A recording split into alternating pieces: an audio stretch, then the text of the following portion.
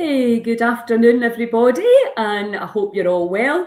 We are on today to talk about the next festival in Tarbert. And I've got with me today Suse Coon, who is really been our resident Qigong teacher since the festival started. Suse, how are you? I'm great, thank you. I'm down at my daughter's in Stonehouse at the moment. Okay. Are you in granny duty? I'm on seeing the other daughter back home to Australia duty, but it's all got a bit difficult.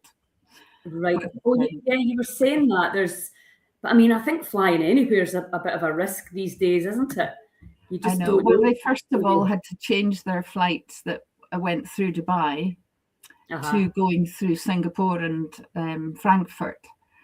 And their flights back on Thursday have now been changed to Saturday, going through Frankfurt and San Francisco, which means getting an American visa. So it's all stress. And you're not even going there, but you still need the visa. It's so annoying. Anyway, though you get there, but it's just, I mean, traveling that distance is stressful at the best of times, never mind. Exhausting, Yeah, absolutely. So anyway, let's talk about your Qigong, because I've been spending a lot of time studying the fascia these days, and it seemed to me that Qigong is working on the fascia. Is that true? Well, the literal translation is energy work. So you are pushing and pulling energy through the meridians. And we're accessing it through the acupoints. Yeah, so it is that. Yeah, I was, because as somebody who always taught high impact aerobics and you're jumping around and la-di-da-di-da-da, getting your pulse rate way up, it was difficult for me, even with yoga for a long time. It was only when I really got to the menopause and stuff. Well, I found Ashtanga, I quite liked that, but I could never really understand the kind of, because I was brainwashed to think, yeah, there need to be sweating with your pulse rate up, or you need to be in agony lifting a weight. And do you know what I mean? And then you're kind of like that, oh, actually, there's more power, maybe even in these beautiful ancient, which should be a bit of a clue anyway as well, shouldn't it? Mm-hmm. Ancient arts. So tell me, how did you get into it?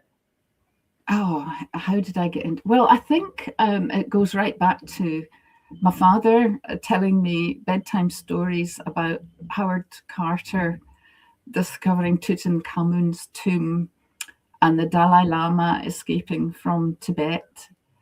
So I always had a fascination for ancient cultures, I think. I think my father would love to have been an archaeologist, but, there aren't the opportunities, or weren't then. Mm-hmm. So always that sort of thing was not alien to me. It was just another something that is here. And so I kind of I started doing Tai Chi as a Bathgate evening class at Bathgate Academy. Mm-hmm. I was very lucky with my teacher, and I'm still in touch with him. But I moved over to the West, and I thought, I'm going to lose all this Tai Chi, and what am I going to do? So I went to Tai Chi Caledonia, which is a week-long festival of Tai Chi and internal arts.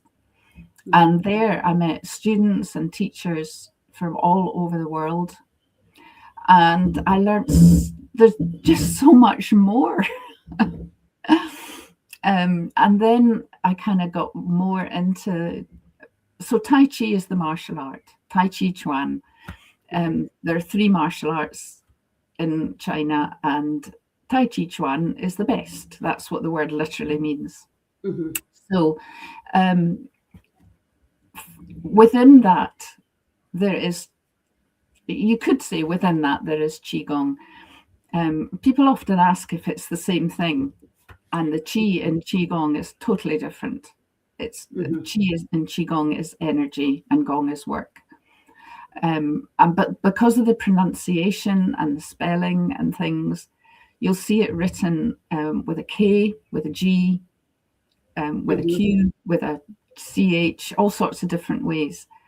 And it's how you pronounce it in Chinese that differentiates. So the Chinese can hear the differences. We can't.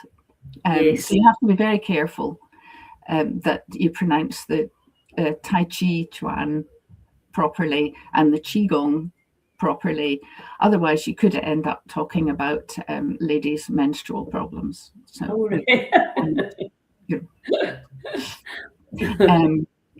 so yeah, the Qigong I came into through Bob Lowy, who was one of the founders of Tai Chi Caledonia, and and just the amount of knowledge that he has and the training and the studies and everything that he's done is mind-blowing. And yet he looks up to other people. He's very humble, and there's none of this nonsense. No, you don't call me Sifu. I'm just a guy. But he was very concerned about all the people who were sort of learning Qigong one weekend and teaching it the next, and really didn't have the depth of understanding and weren't following proper protocols, if I can get technical. They weren't teaching safely necessarily. So he started Qigong Talk, which is the Qigong Teachers Association UK. And we did a 2-year training course, which was at Samiling. And of course, Samiling was like my go-to runaway place. And I just thought, oh, hey, this is just meant to be. So the 2-year training course involves 3 weekends practical, and then also some written work in between, and part written and part theory and part practical. And at the end of that, you have your examination, and you mostly pass, because if you're not going to pass, you've probably dropped out by then. Or there might just be something that doesn't quite go right for you. And I'm saying this because I now do the examinations for the students who are coming through now. Right. And if somebody didn't quite get it right and they were just nervous, and you sort of say, well, look, we'll do it again tomorrow morning or something, because I know you know. Yeah. You've got through 2 years, so you know. It just didn't happen on the day. So yeah, that's been a lovely journey. In fact, I'm going back there this weekend to do another course with Bob on the stomach and spleen. So the lovely thing about Qigong is, because it works on acupoints and meridians, you can work on very specific points. You don't just sort of do exercises that do everything. So you can create a series of exercises that are good for the heart, and another series of exercises that are good for the liver and for the stomach and spleen and that sort of thing. Fantastic. So I don't think I was aware of that, actually, because that can be very powerful. As you know, there's so many different issues nowadays, and obviously we know our liver, especially if you live in Scotland, you've probably put it under a lot of stress, and I know the spleen as well, you know, can be another, as all the organs now, with the kind of deterioration of the food quality and the levels of duress and stress that people are living under. It's nice to think that you could use that and specifically work on one area. And I always, I stole a saying off you. I don't even know if I've told you this. It's like, use your yi to change your chi. Yes, and that is exactly the word, meaning focus, intention. Exactly. Well, you had said something that was so obvious to me as somebody who taught fitness, since I was in my teens, which was you can't touch your toes. Just imagine you're touching your toes, and then eventually the body will follow. And I was like, yeah. Well, the brain doesn't know the difference. Yes, exactly. Yes. So I thought, oh, that's such a great way to explain it. So I say that, I always use that, use your ye to change it. Yeah. Oh, gosh. Well, that was back in the very first, the Bar Mulach days, wasn't it? Yes, that's right. And that was Roger Yankee's session, which I do quite a lot for beginners, because it's the movements are physically very easy, but they're also logical. The first one is about gathering chi, and then it's about spreading it through the body, and then it's about exercising it, and then kind of using it for universal love, and then calming yourself back down again. And it can be very effective and quite easy for people to follow. Yes, and I think, we can talk in this language a little bit more now, can't we? Because really before, well, I know I certainly never used to understand, the idea of moving energy through the body. It's so obvious to me now. And obviously, with having the kind of biofeedback machines that I have, it's all about flow, literally. Is the energy flowing or is it not? Is it stuck somewhere in here? And obviously EFT is working on your meridian system. Acupressure and acupuncture are working, it's different ways of working on the same system, which is the body, the physical body and beyond. So, and I think, we really want to teach people how to maintain their health rather than letting them fall off the cliff and trying to pull them back over. So it's just, what I love about it is it's inclusive. You can do it sitting in a chair, can't you? Well, a lot of the,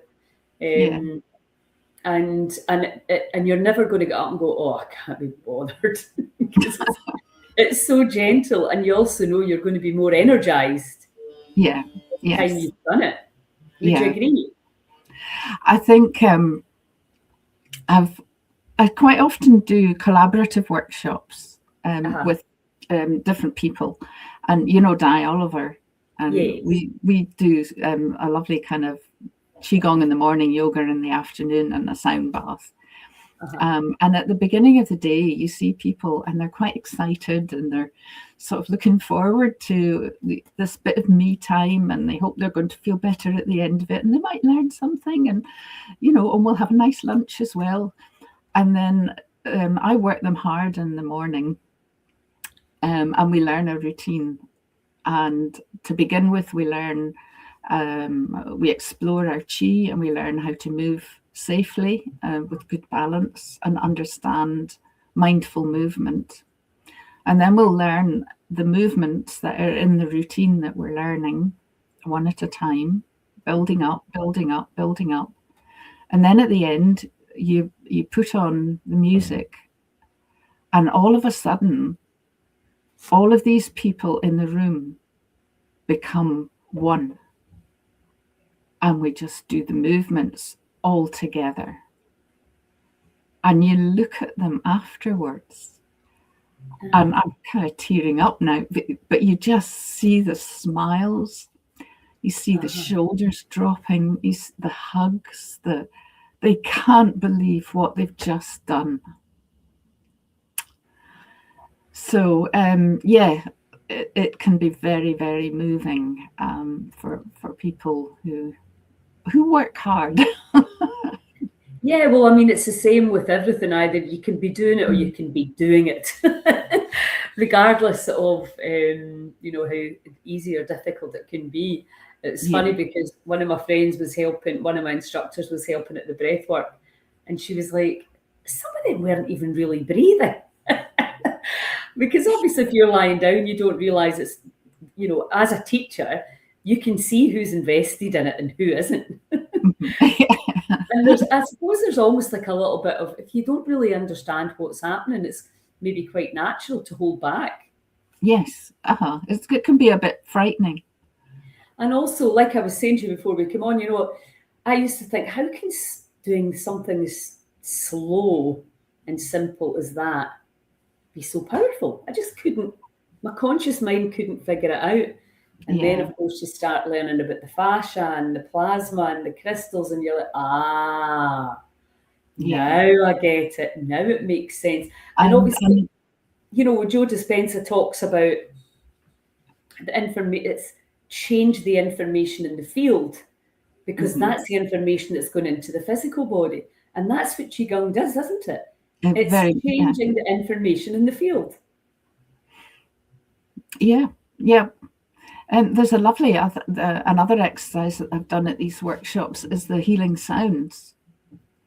And those are pretty magical because, all of the Chinese theory is based on the 5 elements, which is linked into 5 seasons. So it works beautifully with Diane because she also works through the seasons as well. Yes. And although she's got 4 seasons and I've got 5, we somehow managed to make it work.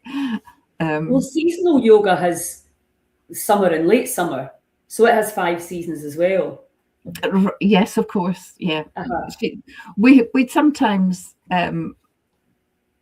sometimes it's a little bit of a conflict, but I mean it doesn't matter. It's not conflict.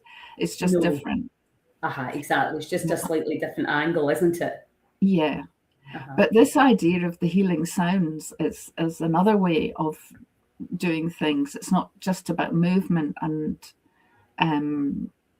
stimulating acupoints. It's about setting up vibrations that work on each of the organs of the body. And I found it fascinating. One workshop I did with 2 people who had very, very serious chronic heart conditions. And I was watching them when we came to do the heart one, and both of them kind of their eyes opened, and there was a little bit of fear and panic. They felt something. And then there was a kind of, I don't know whether I can do this. And then there was a no, trust, I'll be all right. And they kind of got into it. One of those people, sadly, is no longer with us. The other is a teacher friend. And she keeps bringing me to her class to do that workshop for her. She loves that, right? Yeah. But it's all the organs. But that was the proof to me, if you like, that it really was kind of working on the organ that we think it's working on. Because I don't fully understand. Like, I can make this sound, and is that the right sound? Am I making the right sound for my heart, for my liver, etc.? And just going back to my teacher, Bob Lowy, we have a CPD weekend every year. And last year he was talking about one of his students in Germany who's actually doing research into this. And he is trying to find the exact frequency for every acupoint. Wow. And can you imagine the healing power of that? I don't know whether he's talking about using tuning forks, which Diane does, and you've done as well. But at the moment, he doesn't want to talk about it too much because he wants this all properly investigated, proper clinical trials, and peer reviewed, and all the rest of it. So yeah, well, I mean, all the stuff I'm doing now is around 528, the frequency of the heart, the colour, green, yellow, it's the key of C. It's so I think that's where we're going, and we're understanding that the photons and the phonons are having an impact on absolutely everything, and that we can change again, and particularly using your own voice, whether it's through chanting, humming, or singing. I mean, you don't need to get all snobby about it. Just utilizing the voice and the frequency of your own voice, because I think, the more I'm doing a phenomenal course on fascia right now, but I think that sort of stuff has always been seen as, like I suppose, a little bit weak in terms of healing. But the reality is, when you understand frequencies and you realise if you keep putting frequencies through the body, then the energy is not going to get stuck. So if you've got a daily practice, whether it's singing, chanting, whether it's colour, whether you're in nature, out in the trees, when that energy is flowing, that's when we stay well. Yeah. And when we're in these artificial lights and stressed and arguing with everybody and trying to digest and organise the madness of these lives that we're all living now, in terms of busyness, that the flow stops. We inhibit the flow. And it's actually, I always teach things from a cellular level, and you just keep it really, really simple. If you keep the cells in an expanded state, the energy can flow. Yes. And then the intelligence will do what it will always do, which is return to balance. But therein lies the difficulty, which is trying not to react. Well, that's exactly the word that I think is what's causing the problem. Well, that we think, oh, this has happened, therefore I must do this. Yes. And the body has an amazing capacity just to heal by itself. Mm-hmm. If we step back, rest, give it the chance. Mm-hmm. And I think, that's the thing that I love about, things like tapping, EFT and Qigong and Tai Chi. And, there's lots of ways to do that. I like things that are inclusive, that everybody can feel involved in, and especially at the festivals. It's really nice if I can do that, but I'll sit in a chair and do it. So I think it's really nice to have things that everybody can do and everybody can join in on if they want. But I also think from the Western mind perspective, now that I've started to understand the metaphysical side of the body and the energetic side of the body and how it's affected by movement, no matter how gentle, in fact, probably the more thoughtful, mindful and meditative that it is, the more powerful it is, not the speed or the velocity of the movement. And I think that's something that we really need to learn and understand, that, you don't need to go out in sweat buckets. Doesn't mean to say there won't be an element of discipline and an element of resistance come in. But when you override that and understand that this is a phenomenally powerful self-care tool, isn't it? It is, yeah. I mean, some of the movements are quite physical, and they do require you to practice balance. And some of the movements are sort of great for like people who've had strokes. There's a group in Tarbert where I teach on a Thursday afternoon, friendship group, and it was originally set up by Alzheimer's Scotland. And now we've had people with MS, people with strokes, everything, and people who are just lonely. People who live on their own, and because loneliness is almost the worst thing for elderly people now. They expect their health to go down, but loneliness can make everything so much more difficult.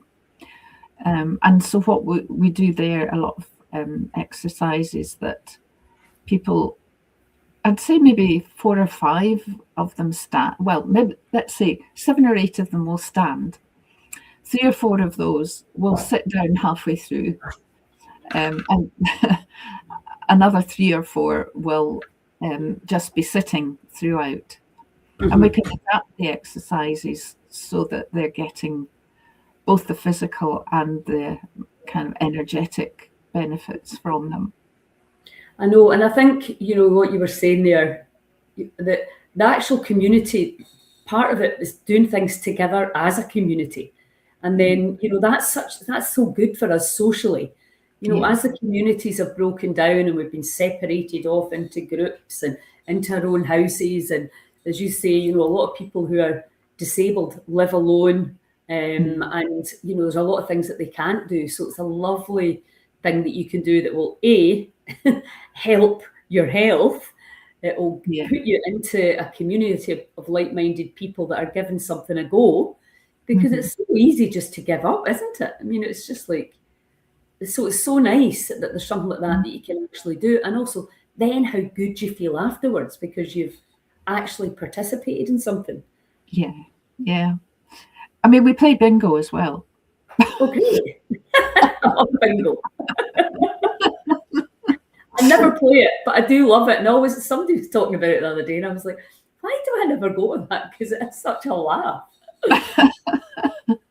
Yeah, we do a little bit of lots of different things, and it's really good for them. But yeah, so that's the kind of environment that mostly I teach in. So what are you doing at the festival? What can the people that are coming to the festival expect? Well, I'm doing two things. I'm doing the mindful walking, Tai Chi walking with Margaret for the labyrinth walk. Yes, cool. And where's the labyrinth going? Have you decided where it's going? I think she's already made it. Of course she has.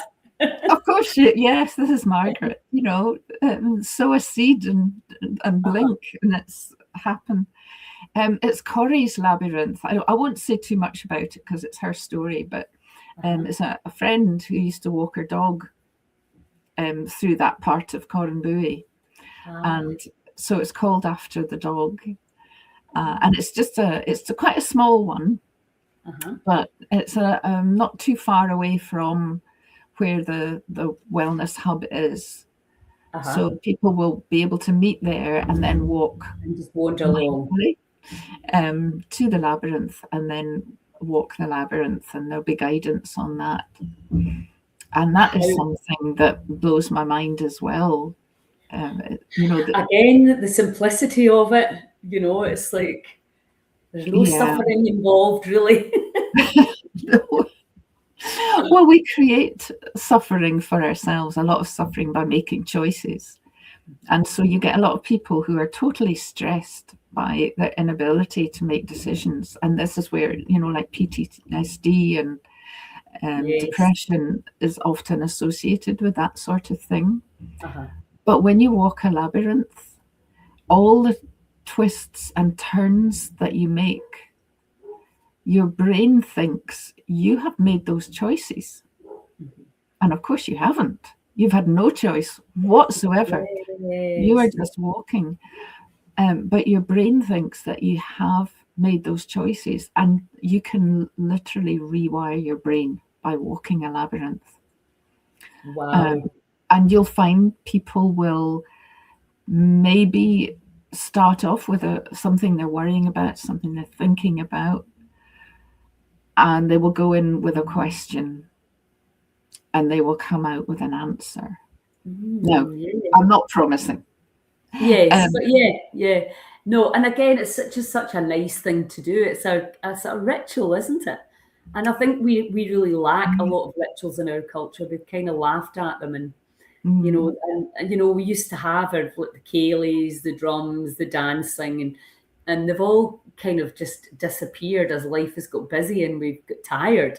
So it's really nice to bring some of these simple things back that people can use to help themselves feel better, because ultimately that's what the festivals are for. Learn some simple, free things that you can do to help yourself. Well, there are labyrinths all over the world. There's a website that you can look up, and everywhere I go, I look up and try and find a labyrinth to go and walk. And it's taken me to some pretty magical places. That's lovely.